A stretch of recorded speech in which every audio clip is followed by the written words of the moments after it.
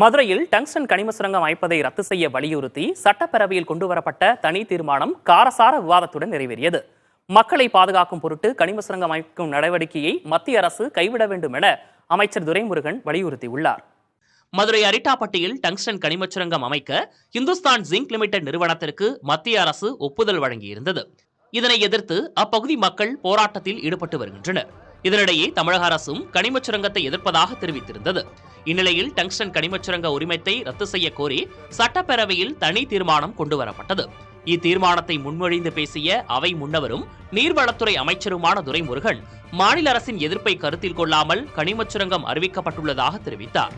Hindustan zinc நிறுவனத்திற்கு வழங்கப்பட்ட tungsten சுரங்க உரிமத்தை உடனடியாக ரத்து செய்திடவும், மாநில அரசுகளின் அனுமதியின்றி எந்த சுரங்க உரிமத்தை வழங்கக்கூடாது என்றும் ஒன்றிய அரசை வலியுறுத்தி இந்த பேரவை ஒருமனமாக தீர்மானிக்கிறது.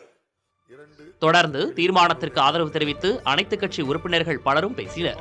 தீர்மானம் தொடர்பாக பாஜக எம்எல்ஏ நயினார் நாகேந்திரன் பேச முற்பட்ட போது முதலமைச்சர் எழுப்பிய கேள்வியால் சிரிப்பலை எழுந்தது.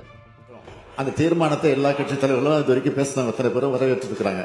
நீங்க அதை வரவேற்கிறீங்களா இல்லையா அப்படிங்கிற ஒரே வார்த்தை சொல்றீங்க. வேற ஒண்ணு. மாண்புமிகு உறுப்பினர் நயினார் நாகேந்திரன் அவர்கள்.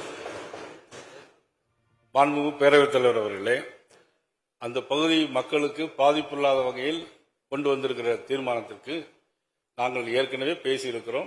மக்களுக்கு நல்ல செய்தி வந்து சேரும்.